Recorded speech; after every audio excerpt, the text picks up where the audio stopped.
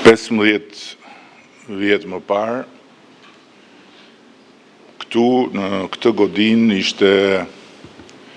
barikaduar një hordhie e armatosur për zjerje e trupës së rregullt të Gardës Republikës dhe çetës së paramilitarëve famkëqinj të kryeministrit. Godina ishte përforcuar me tela me gjëmba, shtrirë gjithandej pas atij gardit të shëmtuar, dhe hekurave që rrethonin kryeministrin, qysh pas sulmit armatosur të 14 shtatorit 1998, pjesë e cilit ishin edhe disa nga të barikaduarit brenda kryeministrisë në 20 janar 2011. Njeriu i futur nga populli në zyrën e kryeministrit për të udhëhequr Shqipërinë kishte lëshuar kushtrimin e një përgjigje me plumb ballit ndaj protestës së opozitës së bashkuar të kohës. Kujtoj se kur së bashku me Pandeli Majkon dhe disa shok tjerë po kalonim urën e bulevardit për të ardhur këtu për para godinës, një autoblind u shfaq në horizont dhe një val gazi lotësjellës u lëshua mbi kokat e njerëzve, pa nisur akoma protesta, duke na zbrapsur nga parkurinia. Dhe rëmuja e provokuar nga ajo mësymje qorre e policisë mbi protestuesit që po mblidheshin e ktheu protestën në një lëmsh kaotik mes protestuesve dhe forcave të rendit, duke na detyruar pastaj që të ktheheshim në selinë e partisë. Protesta doli jashtë kontrollit, po përtej reagimit të turmës ndaj policisë dhe ca vatrave zjarrit të ndezura në atë revolte sipër në Kazan, në ndonjë makinë apo mbi faqet e piramidës, për asnjë çast protestuesit nuk tentuan të kapërcejnë gardin e godinës kryeministrisë. Përveç një veture e cila u filmua duke hyrë në portën anësore të hekurit, hapur çuditshëm nga brenda si një ftesë në një kurth, askush nga protestuesit nuk bëri asnjë përqapje për ta shkelur perimetrin e ashtu quajtur të sigurisë dhe synuar futjen në godinë. Asnjë dëshmitar në vend dhe më pas asnjë material filmik i ngjarjes nuk nxori askund në pa praninë e asnjë arme të vetme në radhët e protestuesve. Ndërkohë mira fishek luftarak u shkrehen ajër nga forcat e sigurisë për të frenuar një turmë e cila u godit dhe u përfshi në konflikt fizik me to, vetëm si pasojë e përpjekjes këtyre të fundit për ta shpërndarë protestën ende pa u mbledhur gjithë masa e jashtëzakonshme e protestuesve. Por gjithsesi, gjithçka u zhvillua jashtë rrezës së çdo rreziku të imagjinueshëm për këtë godinë dhe lëre pastaj për VIP-in e vetmujuar brenda saj me hordhinë e vet dhe me gjithë karafilin e tij ambulant lart në Tarac. Dhe pikërisht kur pas disa orësh turma e zvogëluar ndjeshëm në bulevard nisi të shpërndaj krejt paqësisht, tyta dhe pushve u ulën drejt trupave të protestuesve dhe morën 4 jetë pafajshme, duke plagosur edhe disa protestues të tjerë, pasojë fatale e mendjes kriminale, e cila me gjas nuk deshi ta humbte rastin pa ju treguar kundërshtarëve politik dhe krejt shqiptarëve se të vriste me të vërtet. Drejqe e di çfarë i tha dhe çfarë u tha mendja atij që e urdhëroi dhe atyre që e kryen atë krim shtetëror të pashëmbullt për Europën demokratike, duke përvoluar shpirtin e prindërve, bashkëshorteve, fëmijëve, motrave e vëllezërve të 4 burrave të rinj që nuk u kthyen më në shtëpi. Por vetëm Zoti e di se me çfarë guri në zemër unë vi për në këtë godin kur del drita e ditës së 21 janarit. Është një gur që bëhet gjithnjë më i madh dhe që më tregon përmes një sekëldije të madhe se sa më i madh bëhet në çdo 21 janar zhgënjimi juaj të dashur familjar të 4 dëshmorëve, hidërimi juaj, pengu juaj për mosardhjen e drejtësisë.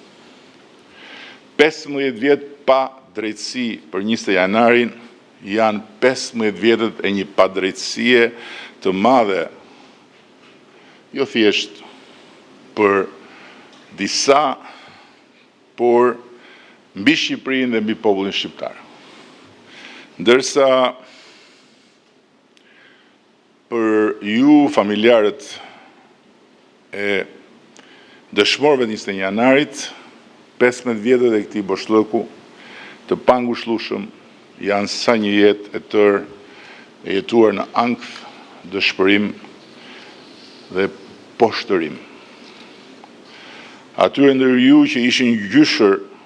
u ka ardhur koha për të bërë stërgjyshër. Atyre që ishin fëmijë, u ka ardhur koha për të bërë prindër. Ndërsa atyre 4 pjesëve të shpirtit tuaj, cilave u janë tretur trupat nën dhe, nuk u ka ardhur koha ende të prehen qetë. Sepse as përmbysja e sistemit vjetër drejtësisë, as pavarësimi i pushtetit gjyqësor, dhe as rënja e kultit të pandëshkueshmërisë së individëve të veshur me pushtet politik nuk kanë mjaftuar gjermësot për ta zhdukur hijen e padrejtësisë mbi 21 janarin. Nuk ka mjaftuar as vendimi rënqethës i gjykatës së drejtave të njeriut në Strasburg më shumë se sa 2 vjet më parë, që prokurorët special të kësaj republike t'ja kishin kërkuar deri tani gjykatës speciale drejtësinë për 4 vrasjet shtetërore të 21 janarit, ndërkohë që në emër të drejtësisë dhe vetëm të drejtësisë së barabartë për të gjithë dhe të barazisë së secilit përpara ligjit, prej plot 6 vjetësh, ne u bëjmë atyre veç duvara dhe hosanara dhe u paguajmë rroga ku e ku më të larta se sa vetes dhe vetë presidentit Republikës, pa llogaritur justifikimin me durim dhe në heshtje nga ana jonë të gabimeve të tyre nga njëherë tejes shqetësuese, si gabimet rritjes së një institucioni të ri dhe jetik për shtetin e së drejtës. Por halli është se sa herë vjen kjo ditë kujtimesh tragjike për ju, familjarët e 4 dëshmorëve të 21 janarit dhe për ne, miqt dhe dashamirët tuaj, vijnë mbi kurrizin ton edhe guret e mlefit dhe të mërzisë së shumë kujt në këtë vend që me plot drejt ndjehet i tradhtuar në pritjen e vet pafundme për drejtësi, ndjehet i përdorur në besimin e vet tek drejtësia e re dhe ndjehet i përbuzur në nevojën e vet që drejtësia për 21 janarin të vihet në vend. Unë i mirëkuptoj plotësisht dhe nuk e pretendoj mirëkuptimin reciprok prej atyre që ç'nuk komentojnë dhe akuzojnë me gishtin e ngritur në drejtimin ton dhe drejtimin tim posaçërisht kur vjen fjala për pandëshkueshmërinë që mban peng 21 janarin. Por u them se unë ndjehem po njësoj i zbrazët në shpirt dhe i dobët në pozit, kur shoh se si kaloi dhe një vit tjetër dhe 21 janari rierdhi. Përsëri me hijen përqeshse të padrejtësisë madhe mbi shpinën e vet. Sot burgjet e Shqipërisë mbajnë me taksat e shqiptarëve më shumë të paraburgosur, do me thënë njerëz të plasur në përqeli pa gjyq, se sa njerëz dënuar me vendim gjykate të formës prerë. Dhe një pjesë e madhe e të paraburgosurve janë viktima të karshillëkut hatashëm ndaj lirive dhe drejtave të njerëzit, nga ana e prokurorëve të çdo niveli dhe gjykatësve që shpesh i vjen nga mbrapa prokurorit si delja dashit përçor. Një panoramë trisht e një drejtësie të dhunuar, ku 21 janari është ana tjetër e medaljes, ajo e drejtësisë së vonuar. Me përgjegjësit kryesor të tragjedisë që mezi u thirrën për t'u pyetur për herë të parë muajt e fundit, pas thuajse 15 vjetësh se 15 vjet bëhen sot. Unë e kam ditur dhe e kam thënë, është në shumë kronika apo intervista që në kryet herës se 21 janari si një krim shtetëror hyn tek ajo kategori krimesh për cilat historia na mëson se drejtësia vonon shumë. Por ama nuk haron kurrë. Është shumë interesante historia e krimeve shtetërore, sepse nuk rezulton asnjë krim shtetëror i pandëshkuar. Por, nga ana tjetër, është shumë evidente në analet e asaj historie se sa shumë vonon ndëshkimi për një krim shtetëror. Por ama edhe me orvatjen për të gjetur ngushëllim tek historia e botës demokratike ndaj krimeve shtetërore, nuk e kam menduar, them të vërtetën, që reforma në drejtësi, për cilën 21 janari si nevojë prioritare e jona për drejtësi, ka qenë njëri prej burimeve të energjisë dhe të vendosmërisë son për ta çuar përpara të reformë. Dhe pastaj strukturat e reja speciale, krejtësisht të pavarura që u krijuan në kuadrin e reformës drejtësi, nuk do të ngrinin, e pa imagjinueshme për mua, asnjë akuzë të vërtet për 21 janarin, as pas 15 vjetësh nga vrasjet mizore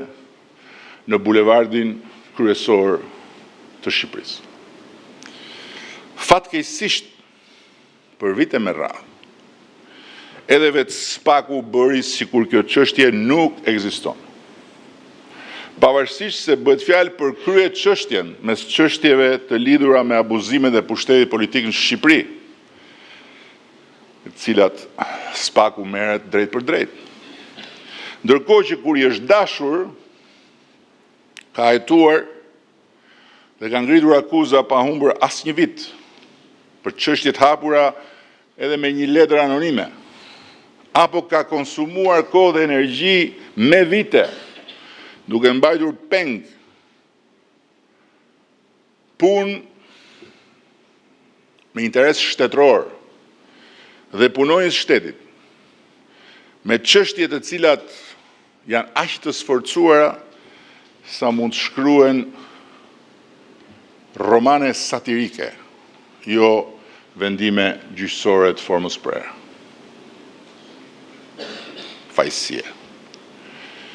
Ishte i paepuri Mark Nika, ungji i të ndjerit Alex Nika, që e qoj kryeqështje në 20 janarit deri në Strasburg dhe e riktheu kësisoj gurin mbi varrin ku drejtësia e kishte kyçur 20 janarin pas një farse të shëmtuar kriminale si ai gjyqi që me demek u bë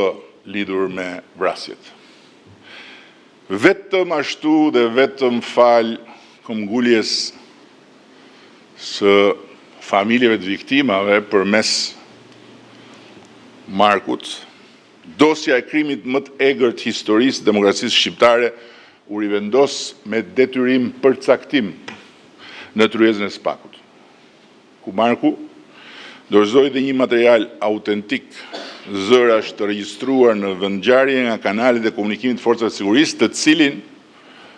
prej vitesh e mbante fshehur nga mosbesimi total ndaj institucioneve të drejtësisë dhe natyrisht nga ndroja se mos ai material humte në thonjza, siç në thonjza janë humbur plot gjurmë.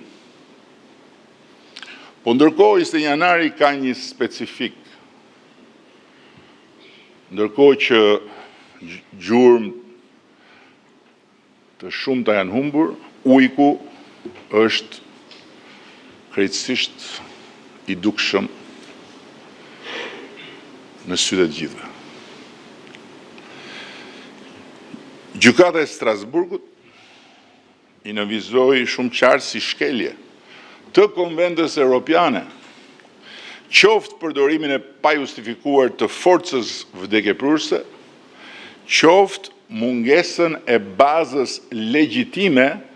për të mbrojtur zyrën e kryeministit me forcë vdekjeprurse, duke kërkuar nga autoritetet të zbardhin ngjarjen. Në rrjedhën e vendimit të Strasburgut, gjykata e lartë ka formuluar një ndër dokumentet më të plot, më të pa kontestueshëm, profesionalisht dhe moralisht, dhe ka vënë faktikisht në lëvizje hetimet që kanë rinisur. Ndërkohë që shpresa vdes e fundit, ndërsa nevoja për drejtësi nuk vdes kur, edhe kur vdes shpresa. Dhe megjithëse unë nuk e di dot, edhe sa vite të kërkoj fundi i padrejtësisë ulëritëse mbi 20 janarin, mbi familjet tuaja, mbi këdo që do drejtësi për Aleksin, Ziverin, Hekuranin dhe Faikun, di me siguri që ulërima e kësaj padrejtësie nuk do të shuhet asnjëherë. Dhe nevoja për drejtësinë e munguar për këtë tragjedi të madhe do të triumfoj me se s'bën. Lejoni ta mbyll duke ndarë me ju sinqerisht të vërtetën time lidhur me përgjegjësinë tonë ndaj jetëve të sakrifikuara të 4 dëshmorëve tanë dhe me zotimin tonë për të bërë drejtësi për 20 janarin. Ne e kemi mbajtur me dignitet të lartë atë përgjegjësi dhe nuk e kemi tradhtuar asesi zotimin solemn përderisa duke pavarësuar drejtësinë nga pushteti politik dhe duke ngritur Spakun dhe gjykatën speciale, kemi krijuar për herë të parë qysh nga krijimi i shtetit shqiptar kushtet për fundin e pandëshkueshmërisë me ligj, jo me zakon. përmes organeve të drejtësisë, jo përmes partisë dhe qeverisë. Ky është fakti, këtë se luan topi, dhe kush kërkon nga ne, pse nuk është bërë drejtësi për 20 janarin, të shikoj tek stacioni i trenit, jo tek kjo godin. Sepse nga kjo godin, ka dalë bërthama e reformës në drejtësi dhe në godinën përballë është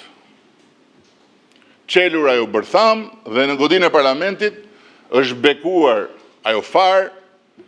e drejtësisë së pavarur nga pushteti politik. Dhe nuk është pushteti politik as i qeverisë, as i shumicës parlamentit apo i gjithë parlamentit po të doni, as i partisë apo i gjitha partive po të doni, që duhet bëj punën në kanalet e hetimeve dhe në sallat e gjyqeve. Është një pushtet tjetër që duhet i bëj këto. Dhe ky është një fakt që se luan topi, ashtu sikur topi nuk luan edhe një fakt tjetër, që deri kur drejtësia e re nuk do ketë bërë gjyqin e vërtet të 20 janarit, ajo do të jetë një drejtësi gjithmonë e më e vjetër. Por drejtësinë për vetë 20 janarin, asnjë vjetërsirë e vjetër apo e re, nuk do të mund ta mohoj dot pafundësisht. Ne këtu do jemi dhe këtu do ta mirëpresim vendosjen e këtij guri themeli, sepse 20 janari si çështje e hapur është grop e hapur në themelet e drejtësisë së re. Është një grop e hapur që vë